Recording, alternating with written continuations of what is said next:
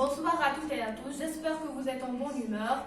Avant de commencer, permettez-moi de me présenter. Avec vous, Asma Didi Sadir, je suis âgée de 16 ans. Je suis une élève en première année du baccalauréat sciences mathématiques, option français au lycée Tariq Muziet.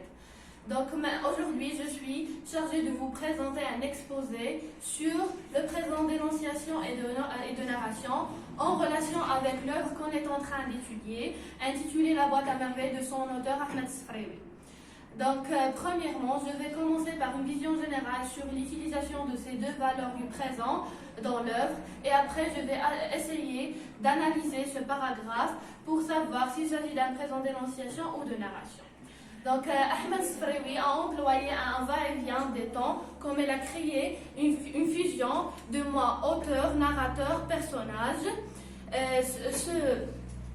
Ce trio complexe exigeant une stricte administration conséquente et fixe. Donc, Ahmed Sfraoui a coupé la règle du trio. Il a coupé cette règle relativement, contrairement à ce que l'on rencontre dans les romans autobiographiques. Donc, dans tout ce roman, l'auteur procède le jeu du miroir brisé sous la forme d'une image d'une personne qui est effective en plusieurs images floues qui ne se reconnaissent pas facilement. Commençons par le présent de narration. Tout d'abord, le présent de narration, autrement dit le présent historique, est utilisé dans les récits pour casser la monotonie des temps passés et pour donner un dynamisme à une narration. Observons cette phrase. Le mardi jour néfaste pour les élèves du MSID me laisse dans la bouche un goût d'amertume. Tous les mardis sont pour moi couleur de cendre. La question maintenant est, est-ce qu'il me laisse? Est-ce qu'il s'agit, me laisse dans la bouche un goût d'amertume? Est-ce qu'il s'agit d'un présent d'énonciation ou de narration? Supposons qu'il s'agit d'un présent de narration. Ce qui prouve cela est Ahmed Sfraoui veut actualiser le mardi et le souvenir qu'il garde du MSID, c'est-à-dire il veut rendre la scène plus vivante et plus dynamique. Et ensuite, et d'après ce paragraphe, le goût d'amertume ne peut pas rester chez le narrateur adulte car il a dépassé son enfance et il a surmonté ses angoisses et ses craintes. Passons maintenant au présent d'énonciation.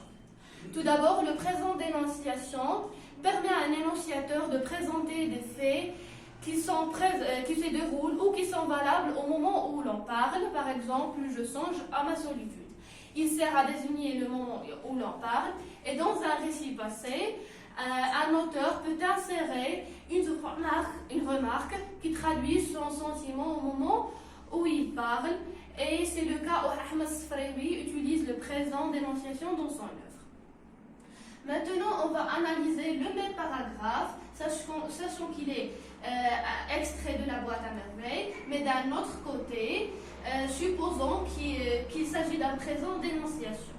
Ce qui prouve cela est Ahmed Sfraoui, ou bien le narrateur adulte, et il est attaché de son enfance.